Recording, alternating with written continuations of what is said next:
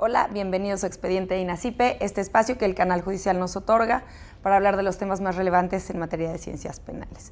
El día de hoy vamos a hablar de un tema muy interesante que es una legislación procesal penal única que garantice el respeto a los derechos humanos. Para hablar de este tema nos acompaña el maestro Emiliano Robles Gómez Montt, que es abogado postulante. Emiliano, muchísimas gracias por venir a hablar con nosotros. Gracias, Luz María, por invitarme a tu programa y es un gusto estar aquí. Emiliano, ya hemos tenido varios programas hablando del Código de Procedimientos Penales único, de cómo es que esto se ha ido dando, y me gustaría que nos contaras un poco de cómo, en qué etapa del proceso estamos. Bueno, la idea de la codificación procesal penal única nace en la discusión de la reforma integral del 2008, de junio del 2008, que es la reforma estructural para modificar y dar paso y transitar a un sistema de justicia penal adversarial. La etapa en la que se encuentra ahorita, me gustaría antes irme un poquito nada más al antecedente. Sí, claro. En la doctrina es donde nace primero la ideología con varios de los doctrinarios más importantes del país para dar paso a una codificación penal única. No de procedimientos penales, sino un código penal. Nace primero con la codificación penal.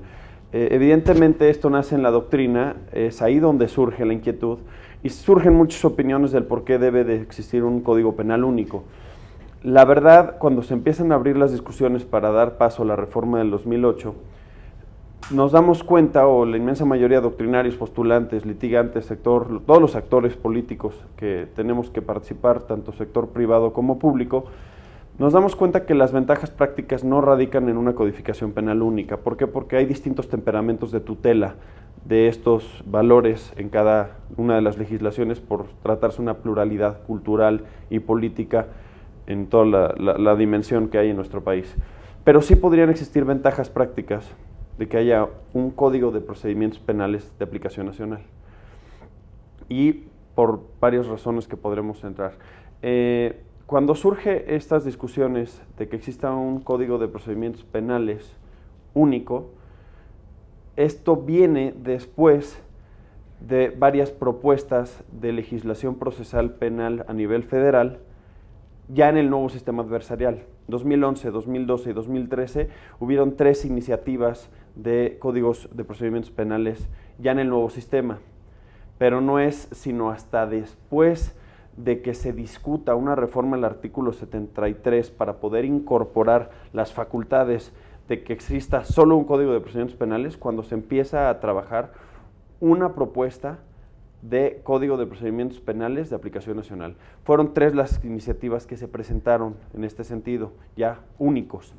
Uno lo presenta el Partido Verde Ecologista, el otro es presentado por la bancada del PRI y otro por la bancada del PAN, por la senadora Araceli Gómez, por Roberto Suárez. Y al final del día la Comisión de Justicia y de Seguridad Pública lo que hace es abrir a discusión con el sector privado, con organizaciones civiles. Y ahorita en lo que estamos es que ha participado varias audiencias públicas de los distintos áreas que debe comprender este tipo de legislación para hacer mucho más profundo el estudio y que podamos tener una propuesta formal.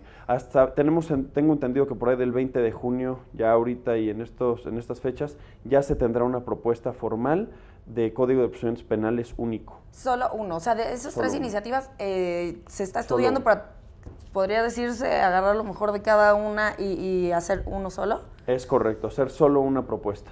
Y bueno, retomando un poquito de lo que me decías de que todo esto surgió por la idea de hacer un código penal único. Esto ya no es viable, ya no se va, ya no existe la opción o la intención de hacer un código penal único. Creo que no sería correcto. Ha sido discutido que no se encuentran ventajas prácticas de llevarlo a cabo. Y insisto, es por un tema de temperamentos. Vámonos al caso el ejemplo más claro que podría toda tu audiencia conocer, el tema del aborto. Sí, hay claro, distintos ¿no? temperamentos. Hay autoridades, hay estados que tienen un temperamento más permisivo, otro más restrictivo, hay mentalidades de la autoridad más liberales, más conservadoras. Si tú pretendes uniformar, lo que vas a hacer es ponerle una camisa de seguridad a esos temperamentos. Sí, claro, Y y no, sería muy problemático poder ponerse de acuerdo, ¿no? exactamente, porque tenemos una pluralidad política y eso habla de que cada estado tiene un temperamento diferente de afrontar y tutelar sus propios delitos, sus propios valores. No tendría ventajas prácticas, sería muy difícil. Realmente lo que sí podría encontrar un grado de coherencia y darle profundidad al estudio es en las formas, en la parte procedimental. ¿Por qué? Porque el procedimiento, además, hoy por hoy, conlleva la protección de derechos humanos fundamentales como lo es la libertad, la intimidad, la propiedad. Entonces es exactamente el procedimiento penal el que se tiene que uniformar, el que tiene que ser único. ¿Para qué? Para que vaya acorde con un discurso de derechos humanos que lo que pretende es la igualdad de las partes frente a la ley y no dejarlos en un escenario desequilibrado. Y por ejemplo, para la creación de un código de procedimientos penales único, ¿existe un consenso? ¿Todos están a favor o existen críticas? Evidentemente están los sectores que están a favor, los sectores que están en contra. Yo estoy a favor, yo creo que evidentemente lo que se pretende... Vayamos a un ejemplo claro y yo creo que para que tu audiencia lo crea. La reforma del 2008 lo que abre es la pauta para transitar a un sistema de juicios orales.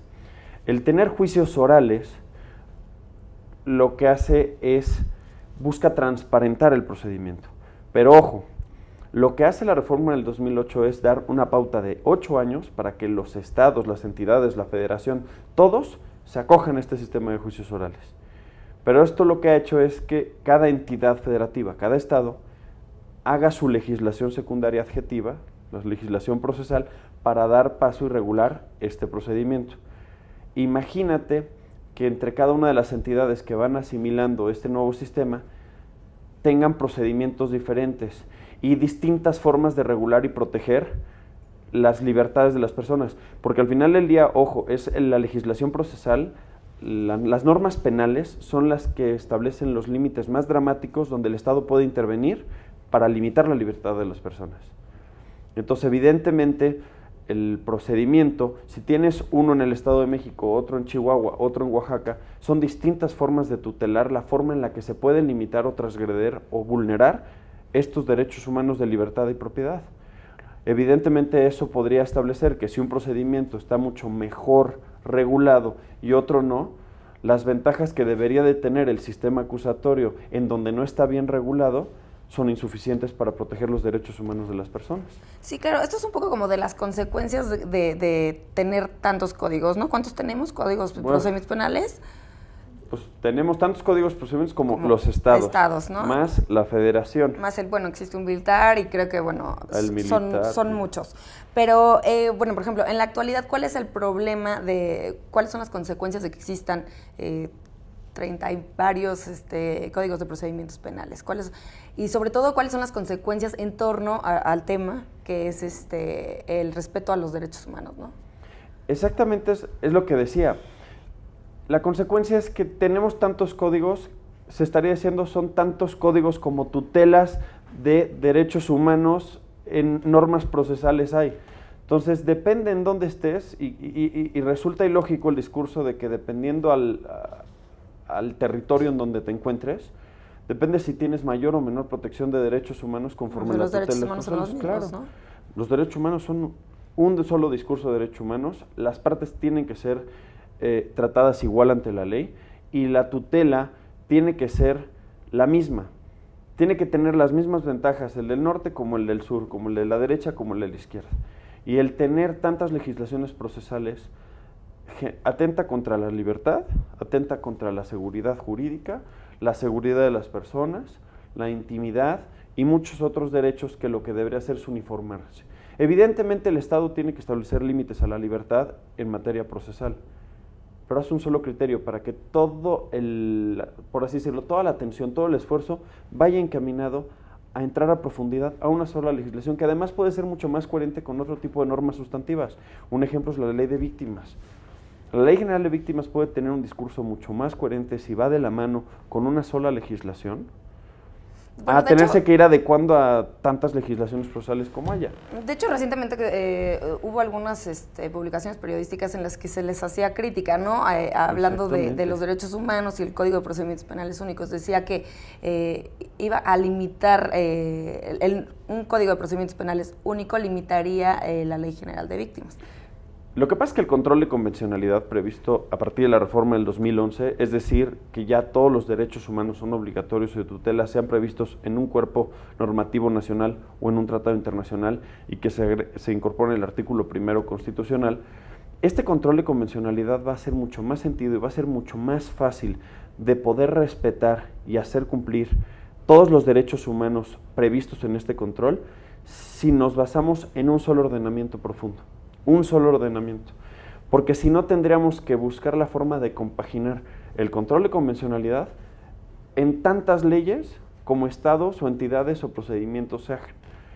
Es un discurso que va mucho más de la mano con el discurso de derechos humanos.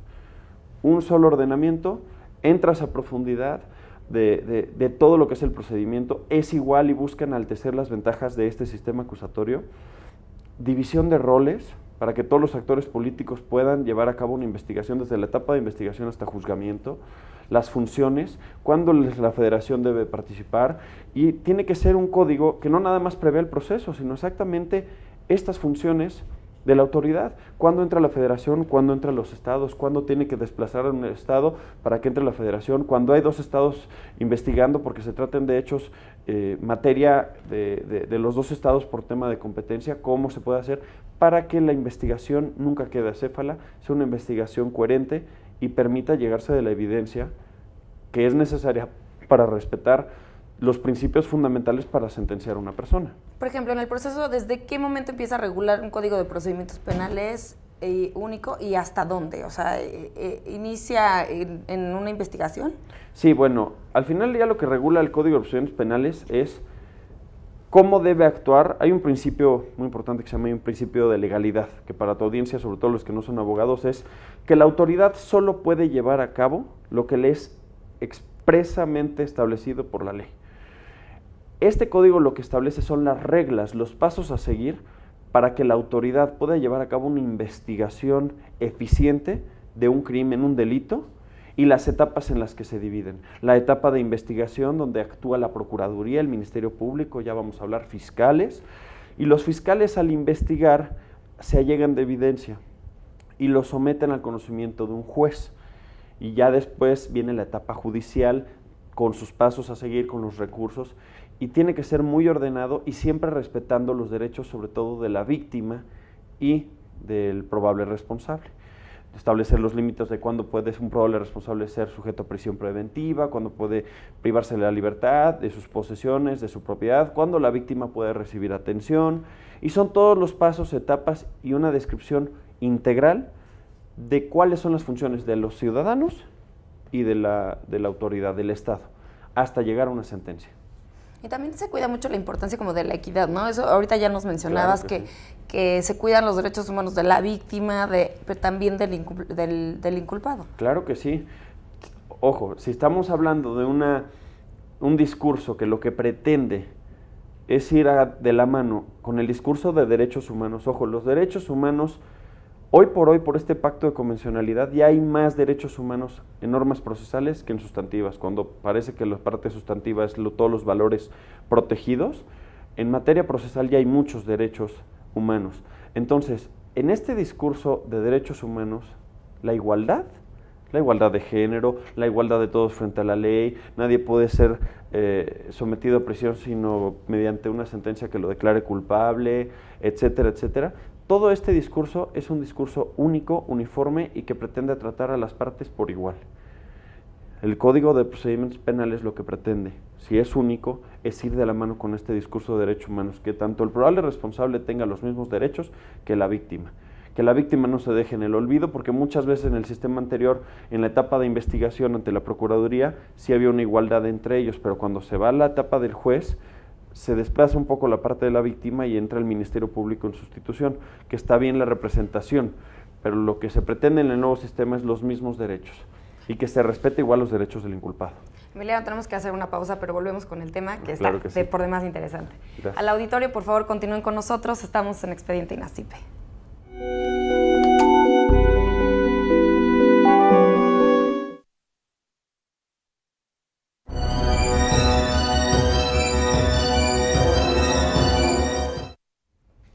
Gracias por continuar con nosotros en Expediente INACIPE. Les comento que pueden estar con nosotros en contacto a través de las redes sociales, nuestro Twitter que es @expediente_. Queremos saber sus sugerencias acerca del programa. El día de hoy estamos hablando de una legislación procesal penal única que garantice el respeto a los derechos humanos. Emiliano, estábamos hablando hace un rato pues ya mencionábamos algunas ventajas de que exista un solo código de procedimientos penales. ¿Me podrías contar más ventajas? O sea, ¿cuáles son los beneficios de que exista un solo código? Yo le aumentaría a las ventajas de tener un solo código, las ventajas del paso que estamos dando a un sistema de justicia penal. Sí, claro, oral, van de la adversarial. mano. Porque las ventajas de la reforma del 18 de junio del 2008, que da paso de un sistema inquisitivo, preponderantemente inquisitivo como el que teníamos, que para el auditorio que no conozca de leyes, pues es un sistema como lo han visto en juzgados, como en algunas películas que han salido, preponderantemente escrito, con audiencias, ¿no? El papeleo. Vamos a dar paso a un sistema donde ya el juez, su toga, el abogado, el defensor, habla de manera... Ahora sí que son alegatos orales, con un discurso, hay un acercamiento de todas las partes procesales, hay muchas ventajas. Estas ventajas que van a dar paso a transparentar el procedimiento, que tiene muchas cosas similares al procedimiento anterior, pero trae muchas situaciones de transparencia, las vamos a poder enaltecer. Las ventajas que buscamos en 2008 las vamos a poder enaltecer en un 300% en potencia, si además lo hacemos en un solo cuerpo. Enfoquémonos en que todos los actores políticos y civiles estamos trabajando para que el nuevo sistema funcione. Todos, desde nuestra trinchera, estamos estudiando, preparándonos, capacitándonos para que funcione. Pero no es lo mismo que yo me tenga que preparar para un sistema procesal en el Estado de México, otro en Aguascalientes, otro. Entonces, implica una preparación, un esfuerzo triple. O sea, entonces, por ejemplo, los abogados, bueno, por hablar de uno de los operadores, solo podría, no sé, ejercer en algún estado, o porque es diferente en cada estado, o cuáles son también un poquito que nos contaras un poquito de las diferencias procesales entre un estado y otro, porque, pues, para mí podría parecer que nunca hubo, ¿no? O sea, digo, no las conozco, no sé por cuáles... ¿Por qué unificar? ¿Qué tan diferente es en uno y en otro? Basta con ver la forma en la que regulan las medidas de seguridad, por ejemplo, en cada uno de los estados. Cada uno establece requisitos diferentes. Pero eso podría sonar como algo sin importancia, pero al final del día, como defensor, tenemos que estudiarlas a la perfección cuando estamos llevando algún asunto en cada una de estas entidades, porque quien va a resentir al final del día una mala representación es el cliente. Y el cliente es una persona que no conoce de leyes. Entonces, la finalidad de uniformar los criterios procesales es que podamos salvaguardar los derechos de las personas, de las partes en el juicio. No las partes formales, no quien representa, sino quienes resienten en su persona una investigación o una conducta delictiva y que puedan salvaguardarse, en el caso de la víctima, pues su salud, si es un tema sexual, su salud, el tema psicológico, su patrimonio, si es un tema de robo. Lo que se pretende es que el sistema sea equilibrado, sea igual para todos. Si es igual, lo que va a permitir es que todos los que formamos este país podemos enfocar nuestro esfuerzo a hacer que ese único ordenamiento sea coherente y pueda respetar y proteger los derechos de todas las partes que en él están involucrados. Las libertades. Evidentemente estamos dando un paso, ya no queremos, hoy por hoy tenemos la prisión preventiva. La prisión preventiva establece que tengamos sobrepoblación en reclusorios de personas que apenas está siendo investigada. El 75% de las personas no tienen ni siquiera una sentencia condenatoria y están en el reclusorio. Lo que estamos buscando es que con el nuevo sistema se depure este sistema judicial, que no exista la prisión preventiva para todos los casos que hay y que únicamente sean casos excepcionales. ¿La prisión preventiva sería violatoria de algunos derechos humanos? Totalmente, pues atenta en principio contra ahora sí que inicialmente atenta contra el principio de presunción de inocencia. Una persona está detenida, primero detengo, luego investigo. Entonces, por ejemplo, en el sistema actual, ¿la presunción de inocencia no existe? Sí existe, porque al final del día, si se te absuelve, se te reincorporan todos los derechos, pero bueno, nadie te quita el tiempo que estuviste en prisión preventiva. El problema es que hoy por hoy también tenemos una lista de delitos graves o considerados como graves por la ley para sujetar a una persona a prisión preventiva que no deberían de ser. Sí, que cada vez se va usando más, ¿no? Exacto. Digo, La prisión preventiva tiene que cumplirse reglas excepcionales. Son delitos de alto impacto, homicidios, terrorismo, secuestro, violación. Delincuencia organizada. Delincuencia también, ¿no? organizada, claro, es el mejor ejemplo de prisión preventiva. Pero no nada más someterlo a prisión porque una persona dijo. Tienen que existir factores probatorios, pruebas, evidencias suficientes que puedan justificar la peligrosidad del sujeto. Pero ¿para qué tener un evasor fiscal, un defraudador? Que el tema de pesos, bueno, me queda claro que es un tema importante, pero yo creo que antes está la libertad, ¿no? Hay que hacer un equilibrio, hay que hacer una balanza y hay que, esto es trabajo realmente de muchos años, establecer cuáles son los casos en los que debe proceder la prisión preventiva. En el nuevo sistema lo que podemos hacer es uniformar que la prisión preventiva se establezcan reglas claras. El arraigo, por ejemplo, el arraigo ya se justo lo que te iba a preguntar. Bueno, el arraigo, en el Código de Procedimientos Penales es donde existe la figura. Estar. Claro, ahí tiene que estar. Porque, bueno, está en la Constitución, ¿no? Sí, bueno, fue un error, lamento, espero no afectar al interés de alguien que me escuche, pero evidentemente el arraigo es la figura más inquisitiva. Entonces, es la figura, para que me entienda tu audiencia, que es más ad hoc al sistema que teníamos anterior. Entonces, dar paso a un sistema acusatorio y meter la figura inquisitiva más representativa y no nada más incorporarla porque ya estaba, elevarla a grado constitucional es una aberración. Perdón, esa es una opinión personal. Por ejemplo, bueno, ¿y ahí qué tendría que pasar? Por ejemplo, ya se encuentra en la Constitución. Si un Código de Procedimientos Penales no incluye, pues sí, la figura del arraigo como tal, entonces la Constitución, bueno, también hay que hablar de la reforma de derechos humanos, en el que todas las leyes se encuentran ya en el mismo nivel, ¿no? Es que la Constitución esté primero y así, ¿no? Sino todo dependiendo de los derechos humanos, lo que el principio pro persona se llama, ¿no? Es prominem. El principio prominem. ¿Qué es lo que más le convenga a la persona?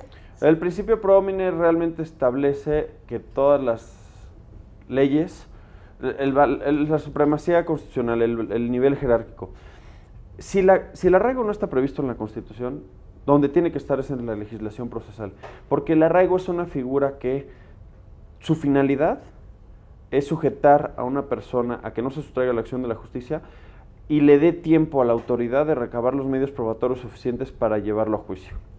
Pero este arraigo tiene que cumplir reglas muy excepcionales, atendiendo a la peligrosidad y que existan razones fundadas. Y las razones fundadas no es un argumento por decir de, ay, creemos que es peligroso. Las razones fundadas es una obligación a la autoridad de que dé un razonamiento lógico, coherente del por qué esa persona tiene que estar arraigado para que se perfeccione la investigación. Y hay muchos otros casos. O sea, pero, por ejemplo, el arraigo por sí mismo no es violatorio de los derechos humanos. Entonces, a tu parecer, bueno, por ejemplo, no sé si conozcas el proyecto que ahorita están trabajando el Código de Procedimientos Penales. ¿Lo contempla?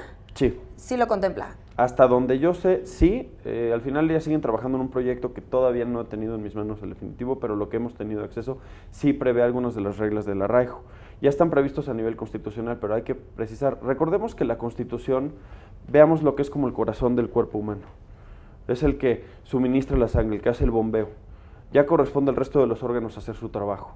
En este caso, la Constitución, nuestra Carta Magna, establece las pautas a seguir, la obligación para que el resto de las funciones, los aparatos del Estado, la sociedad civil, puedan dar cumplimiento al mandato. No puede ir nada en contra de la Constitución y tiene que ir de la mano. Entonces, yo creo que lo que habría que hacer es ni hacer mención del arraigo y dejarlo a la legislación secundaria dentro de las medidas pertinentes para la investigación, y los casos tienen que ser excepcionales. Yo creo que no debe estar en el texto constitucional.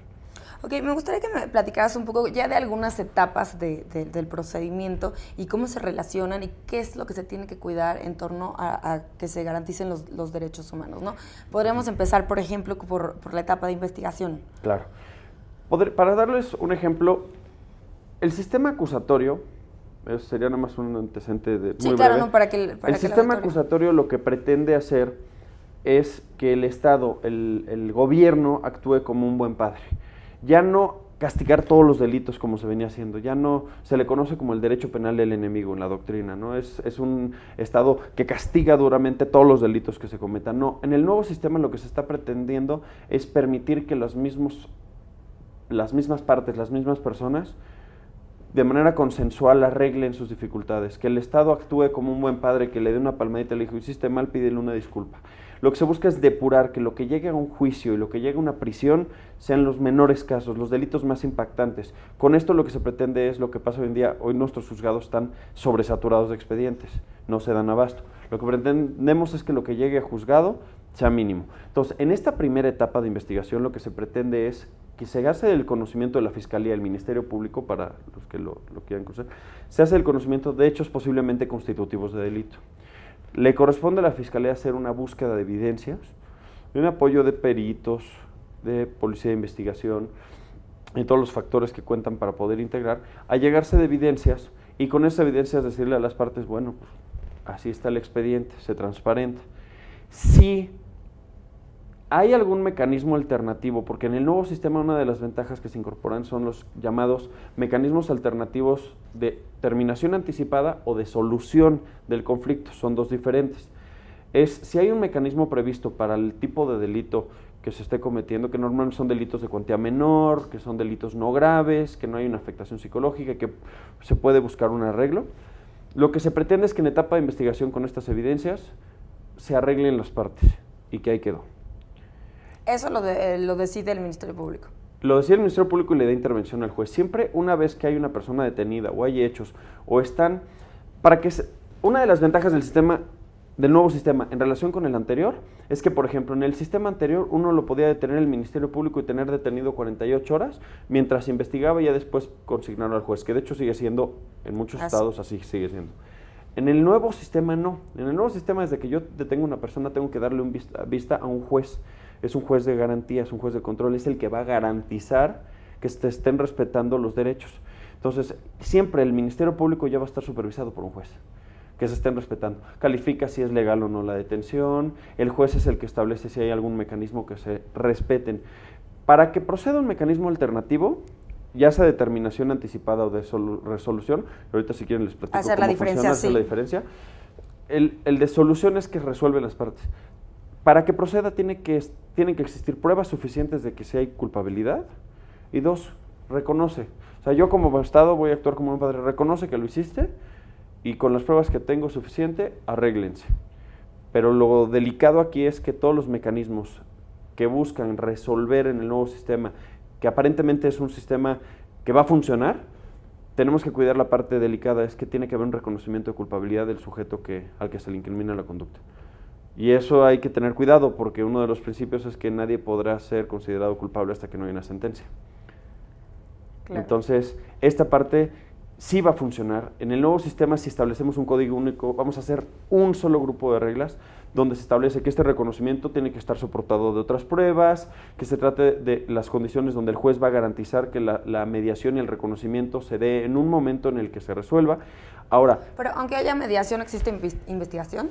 Ojo, es que para que haya una mediación, ya tuvo que haber pasado la investigación. O sea, para que proceda un mecanismo alternativo, tiene que haber ya una autovinculación, ya tiene que estar judicializado.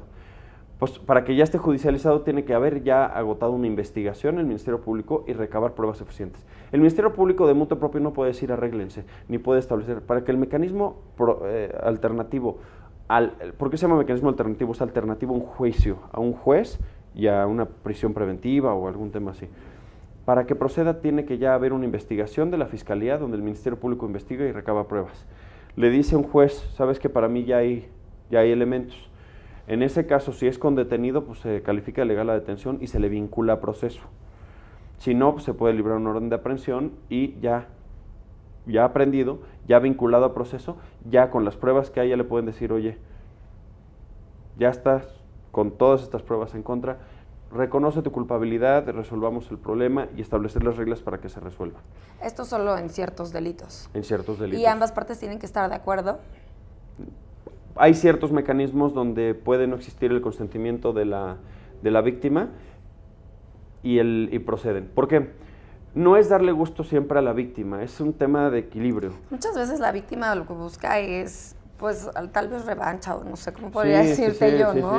Sí. Entonces, pues a mí me sonaría como complicado que se dieran los medios alternos y el pensamiento de la gente muchas veces es que pague. O sea, a mí no me importa que me dé dinero, sino que yo quiero que se vaya.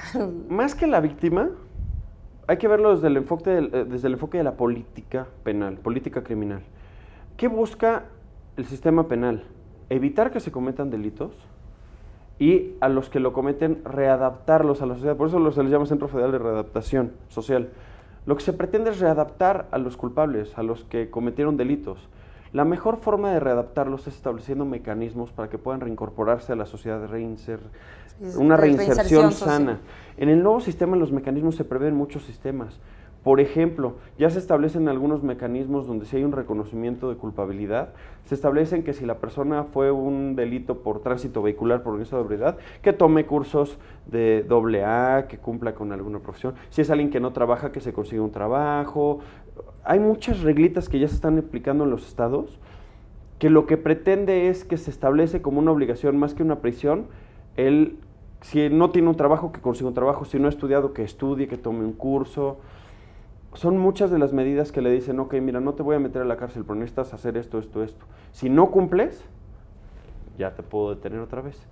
Pero son obligaciones que lo que buscan es reincorporarlo a la sociedad en una salud, para que pueda armonizarse el sistema social. Entonces, bueno, ahorita también me mencionabas algo de la política criminal que se tiene. Entonces, esta creación de este Código de Procedimientos Penales único es como dar un sentido hacia dónde va la política criminal del país. Exacto. Es encaminarnos a una protección de los derechos humanos, equilibrando el sistema procesal para uniformarlo, para dividir perfectamente los roles, porque hoy por hoy, inclusive hoy lo vemos con una legislación estatal, con una federal, y con delitos que se atrae la PGR, que se investiga acá. Sí, claro, tiene que estar bien un solo cuerpo normativo donde establece cuándo entra la federación, cuándo entra la federación y los estados, cuándo entra solo los estados, y cómo pueden intervenir para que todos los actores puedan llevar a cabo una eficiente investigación y sobre todo para la cadena de custodia de la evidencia, desde el momento que investiga hasta el juzgamiento. Este Código de Procedimientos Penales único aplica para todos los delitos, para ¿no? Todos. O sea, no importa si son del Foro Común o del Foro Federal. Hace rato mencionaste una figura que me pareció muy interesante, que es la del juez de garantías. El juez de garantías. ¿Cuál es la función de este juez? En palabras sencillas, es el que supervisa las funciones del Ministerio Público respecto a los derechos de la persona que está investigando.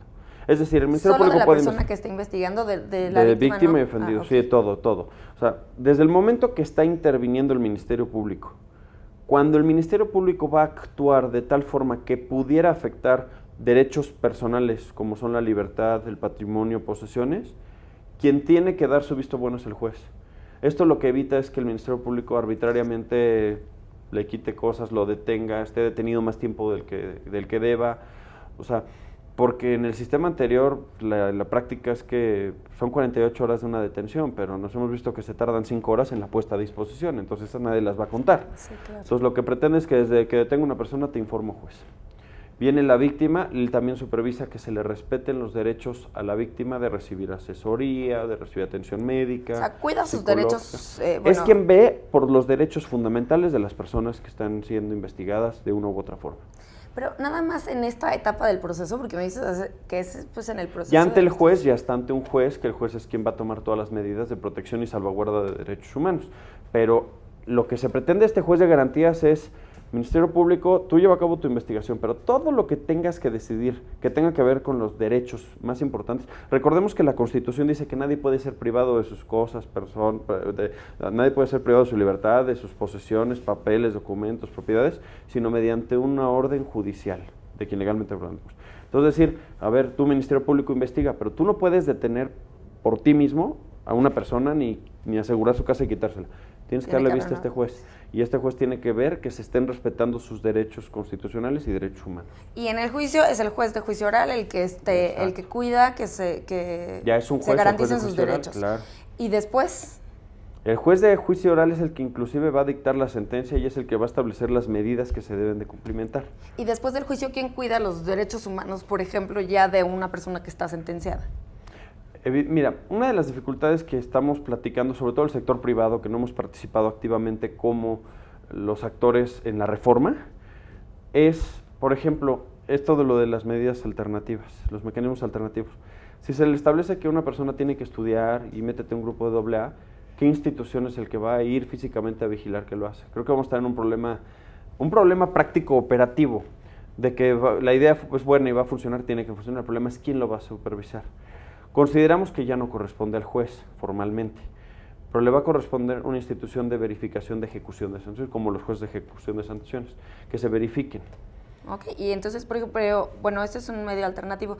Me voy a quedar con esta pregunta en el aire, sino ¿quién cuida que se garanticen los derechos humanos de las personas que se encuentran ya en reclusión? Pero me contestas volviendo de la pausa, tenemos que hacer un corte. Al auditorio, por favor, continúen con nosotros, estamos en Expediente INACIPE.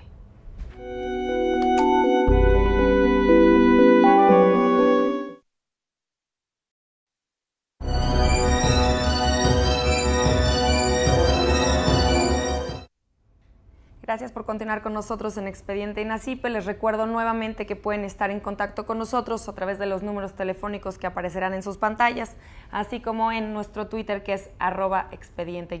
Queremos saber sus sugerencias y comentarios acerca del programa. El día de hoy estamos hablando de un tema muy interesante, que es una legislación procesal penal única que garantice el respeto a los derechos humanos. Nuestro invitado es el maestro Emiliano Robles Gómez Montt. Emiliano, estábamos, antes de irnos al corte, me quedé con una pregunta abierta, ¿no? Que es, ¿quiénes cuidan que se garanticen los derechos humanos de las personas que ya se encuentran en reclusión? Las personas cuando están recluidas pertenecen dejan de estar a disposición del juez, porque eso es en el proceso. Están a disposición físicamente los depositarios de las personas y la seguridad de la Secretaría de Gobierno, bueno, en materia local, en materia federal, depende tanto de gobernación y de, Policía Federal. Ahora con la unión se revisa en gobernación. Ellos son quienes se encargan de ver por la seguridad de las personas que están recluidas una vez que son sentenciadas. La dificultad, yo creo que más grande, es cómo podemos supervisar aquellas obligaciones que son afuera de un reclusorio. Porque en el nuevo sistema se establecen algunos de los factores para terminar el juicio. Por ejemplo, como les había comentado, el que tome algún oficio, el que meta algún curso de AA, dependiendo. Pero lo que me estás diciendo ya no es como medio alterno de solución de conflictos. Puede ser como medio alterno o como porque ese es antes, pero también existen entonces figuras después de haber pasado por el juicio, ya cuando tienen una sentencia, ¿tienen opciones? Sí. Una vez que haya una vinculación al proceso, que ya es judicializado, ya que pasó la investigación, proceden estos mecanismos alternativos. Hay varios. Uno de ellos, por ejemplo, el que dice determinación anticipada, es como su nombre lo dice, que el juicio termina antes. Hay una cosa que se llama el reconocimiento del inculpado. Se tratan de ciertos delitos que entran dentro del parámetro procesal, que una vez que se recaben todas las pruebas, se ve orillado el inculpado a decir, ¿sabes qué? La verdad, sí fui, lo hice yo así, reconozco mi culpabilidad. Entonces, ya vinculado a proceso, lo que se hace es, te evito el que te avientes todo el juicio, lo cerramos aquí y te pongo una condena. Y hay ciertos beneficios. Es una terminación anticipada y los beneficios pueden ser ciertos factores sociales, más allá de una reclusión, que son los que se tienen que velar. Esa es terminación. Pero hay otros que son de solución del conflicto. El de solución es el que tú decías, cuando se pueden arreglar las partes.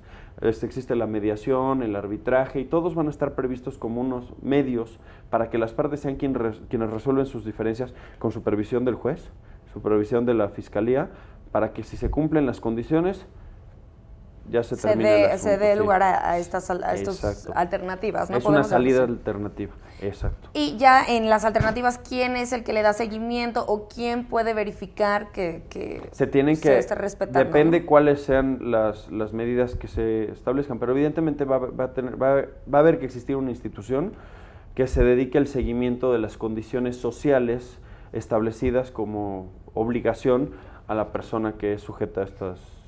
¿Y esto debe de estar incluido en el Código de Procedimientos Penales? Yo creo que no. Yo creo que lo que se podría establecer es que inclusive estas mismas obligaciones de los oficios, de la educación y todo, puede hacer que se cree una institución que pueda abarcar todas estas y sea quien supervise. Pero es algo que se va a tener que ver en vía de consecuencia una vez que ya lo tengamos instaurado. En principio nos podemos valer de los apoyos universitarios, nos podemos apoyar de distintas instituciones, podemos firmar algunos convenios que nos puedan facilitar y yo creo que es una forma práctica de hacerlo. Apoyarnos en el Poli, la UNAM, etcétera, etcétera. Pero prácticamente la supervisión inicialmente corresponde al juez el seguimiento, porque se establecen en ciertas legislaciones que por cierto periodo, pensemos que era un delito que le iban a aplicar una pena de 4 años, se establece que tiene que tomar esos cursos, en lugar de estar en prisión, tomar los cursos de capacitación por 4 años. Entonces esos 4 años, como quien dice, el expediente se tiene que dejar abierto y que se esté informando, si no, se le puede revocar la libertad. Yo quisiera preguntarte qué implicaciones tiene la creación de un código de procedimientos penales para los operadores. O sea, bueno, en un inicio en general y después, bueno, llevarlo al tema de los derechos humanos, ¿no? ¿Qué implicaciones tiene? ¿Cómo se pueden capacitar, dar a conocer qué se necesita hacer con los operadores cuando se cree, cuando se dé el Código de Procedimientos Penales único? Yo siempre lo he dicho, para que esto funcione tenemos que estudiar. Y a estudiar y estudiar y estudiar. Tenemos que conocer otras culturas donde ha funcionado, sin que eso implique que queramos aplicarla copiando y pegando nuestro sistema porque somos culturas diferentes. Y copiar instituciones y culturas ajenas no sirve, pero nos pueden servir los ejemplos de manejo, los ejemplos de estudio de profundidad. Tenemos que estudiar mucho, pero ya que estudiamos mucho y que conocemos o estamos procurando conocer lo más esencial del procedimiento es llevarlo a la práctica, porque en la práctica nos vamos a empezar a tropezar y es ahí donde podemos enriquecer, enaltecer y fortalecer los cimientos de una reforma de esta naturaleza. Nosotros que ahorita ya estamos con algunos estados, menos de la mitad, pero algunos estados ya con el nuevo sistema, ya estamos claudicando en algunas partes. Entonces tenemos que empezar a fortalecerlo. Y vemos que, por ejemplo, el Estado de México está mucho más fuerte que en Chiapas, por ejemplo, Oaxaca. Entonces tenemos que agarrar lo que está fortaleciéndose y tratar de instaurarlo. Entonces, hacer una codificación única conlleva que nos entrelacemos todos los sectores a nivel nacional, aportando lo que podamos en los foros de discusión para las reformas y buscar aportar los elementos de la raíz, porque después va a irse modificando, evidentemente todo va a ir cambiando. Sí, claro, bueno, y aparte yo no sé qué tanto tiempo se tenga para poder, porque todavía no sale, o sea, esto se está trabajando, ¿no? Se está trabajando en la creación de que haya un código único, pero pues ¿cuánto tiempo tendrían o necesitarían para capacitar? ¿Quiénes son los operadores? ¿Quiénes son los que necesitan capacitarse para esto? Todos los que tenemos intervención de una u otra forma con el código. Y lo ideal sería que en materia de derechos humanos a la ciudadanía, ¿no? En materia de derechos humanos. Porque al final del día el tema del proceso, cada persona tiene que ser informada de los derechos que tiene. Entonces no deben de estarse preocupando ahorita por estudiarlo. Pero los que somos los representantes, abogados postulantes, los que participan como fiscales, los que participan como jueces de control, como jueces de juicio oral, como jueces de ejecución. ¿La policía también? La policía totalmente por tema de cadena de custodia, de supervisión y para temas de detención, porque ya en la Constitución está previsto evidentemente la detención flagrante y la detención por caso urgente y establece que todos los policías o cualquier persona que detenga, inclusive un ciudadano que detenga a alguien, ponerlo a disposición. También los ciudadanos pueden. También los ciudadanos pueden en caso de la comisión de un delito. Pero no vamos a dejar de estudiar, o sea, los actores no vamos a dejar de estudiar, es una capacitación que tiene que ser no de toda la doctrina ajena, sino sí empaparnos primero de la doctrina ajena y luego echar raíz, como que echar raíz a nuestro procedimiento y buscar lo que está, la parte que esté flaqueando, la parte que está debilitándose y fortalecer. Siempre enfocado, y como tú lo decías, creo que ese es el quid, en derechos humanos. Creo que todos, hoy por hoy, policías, fiscales, y ya lo están haciendo muchos, jueces, tienen que tener una capacitación profunda a grado de maestría en derechos humanos, en donde la proporcionalidad del actuar del Estado pueda vulnerar proporcionalmente los derechos humanos, porque toda detención conlleva una privación de libertad, pero esta tiene que ser proporcional y cumplir reglas. Por ejemplo, es saber si esta reforma que se hizo en 2011 en materia de derechos humanos cambió la manera en que se podría haber manejado la creación de un código de procedimientos penales único. Lo cambia porque con el control de convencionalidad, ahora muchos de los derechos que estaban antes tutelados en legislaciones sustantivas, como el Código Penal, ya pasan a la procesal. Ya se establecen en la procesal. La forma en la que el Estado, porque recordemos que en materia penal es la forma más dramática en la que el Estado establece límites a los derechos de las personas. Entonces, todos eso pasan a la parte procesal, que es la forma, recuerden que el proceso es la forma en la que el Estado establece los mecanismos para privarte de tu libertad, privarte de tu propiedad, de tus posesiones, inclusive alejarte de tus seres queridos, de todo, de tu intimidad, de intervenir comunicaciones. Entonces, sí conlleva un alto grado de responsabilidad el que el discurso del juicio, de que la codificación procesal penal vaya de la mano con el discurso de derechos humanos, de equidad y de igualdad de las partes. Forzosamente tienen que todos los actores, y tenemos, estudiar derechos humanos. ¿Por qué? Porque la única forma de yo poder proteger los derechos de mi cliente es conociendo los alcances de esta reforma del 2011. Sí, claro, pues se incluyen los tratados internacionales, o sea, se vuelve muy amplio, ¿no? Y pues, no te vayas tan lejos. Muchos de los actores no conocen ni cuántos tratados internacionales se han suscrito por México y en cuántos están tutelados. Sería una obligación, un imperativo, tanto para la autoridad y como nosotros, conocer esos alcances para poder proteger en igualdad de circunstancias los derechos de las personas. Y eso evitaría muchas arbitrariedades.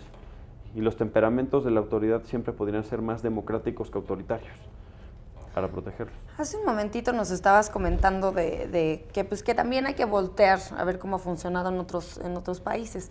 ¿Nos podrías comentar contar alguna experiencia extranjera en la que exista una unificación procesal penal, o sea, que solo exista un código de procedimientos penales? ¿Cómo funciona y qué podríamos aprenderle a...? Te daría yo otro ejemplo. Por ejemplo, es que más que de codificación única del nuevo sistema, porque más estamos enfocados al nuevo sistema, la codificación única la estamos arraigando ahorita aquí, pero yo lo que he vivido en mis cursos y cuando he podido viajar al extranjero es sobre todo conocer ciertos factores que benefician el nuevo sistema, que podría permear la codificación única. Por ejemplo, Chile. Chile tiene una policía única de investigación, única. Aquí tenemos miles de policías de todos los rubros, bancaria, de investigación. No, en Chile hay una sola policía, especializada al más alto nivel, con un alto grado de formación, que permite que puedan hacer una investigación fundamental, que haya solo una línea de investigación, una línea de autoridad, y eso beneficia muchísimo. Chile es uno de los ejemplos más claros para los beneficios del nuevo sistema. Colombia, nosotros somos de los más atrasados. Sí, bueno, aparte sería pues muy complicado compararnos con ellos a comparación, o sea, por ejemplo, pensando en el tema de la policía, ¿no? ¿Tú crees que también hacia allá iríamos, a una unificación también policial? Pues ya se está empezando por lo menos las ideas a niveles estatales, ya se pretende absorber el tema municipal para ir a algunos estados. Yo creo que sí. Se creó una figura, ¿no?, de que se llamaba la policía acreditable, ¿no? Exacto. Y que es pues como la élite, pero así como para llegar a unificar también la policía. Va a ser muy difícil. Sería como, ¿tú lo verías viable y tendría que ir de la mano con una unificación de Código de Procedimientos Penales o no? Yo creo que desde el punto de vista político implica muchísimas cosas, más de las que yo inclusive pudiera imaginar. Yo creo que en particular y perdón que me regrese tantito, más que el policía es, la policía tiene que recibir una capacitación tal para que la cadena de custodia, que es muchas de las cosas como ganamos los asuntos, la verdad nosotros, es por violaciones a la cadena de custodia. El problema es que son muchos cuerpos policíacos, por así decirlo, que no tienen una formación de cómo poder asegurar un lugar del crimen, por ejemplo, cómo acordonar como en las películas, cómo poder respetar. Muchos llegan y agarran las cosas con ¿Eso sería mano. Violatorio de derecho humano? Sí, claro. Aunque no estés directamente... El debido proceso. Ok. El debido proceso, la garantía de defensa, tienen que respetar. La cadena de custodia no es unas reglas a seguir obligatorias para el Estado y para las autoridades para que la evidencia se salvaguarde. Todo lo que es evidencia de un delito se salvaguarde. Y pensemos y vámonos a un ejemplo como de película de Estados Unidos, donde pues agarran un arma y le encuentran huellas. Bueno, aquí en México me ha tocado ver que las armas las agarran con la mano los policías y lo guardan. Sí, bueno, lo vemos en las noticias, ¿no? Se ven las noticias, se ve cómo lo agarran y la foto en la que sale el policía aquí. Yo creo que los policías, brincar a dar unificar el tema policíaco es muy difícil. Yo creo que paso a pasito. Yo creo que el procedimiento está bien porque el procedimiento va a establecer que los jueces, todo el sistema judicial, todo el sistema de impartición y administración de justicia, la procuraduría, los abogados, los ciudadanos puedan establecer un lineamiento único que tenga las mismas ventajas en el sur que en el norte. Y estas ventajas se van a respetar. Las deficiencias de esta codificación se van a ir modificando con el paso del tiempo conforme veamos que van saliendo.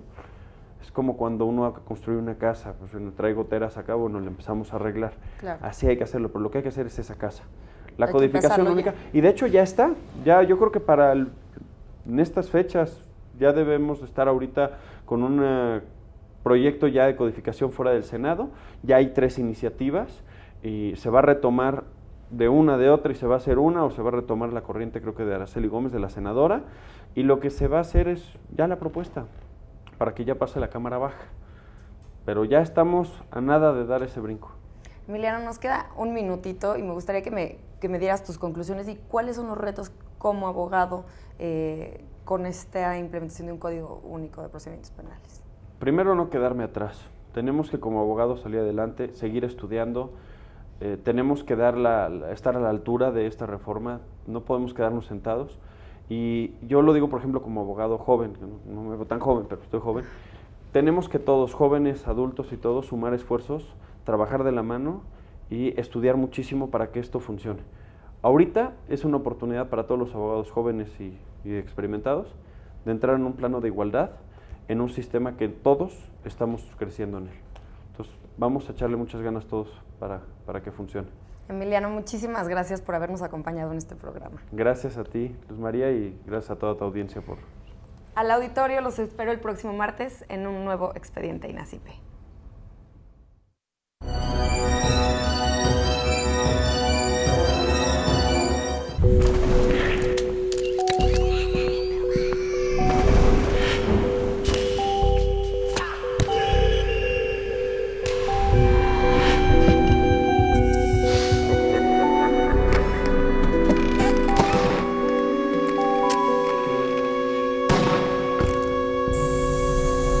Yeah.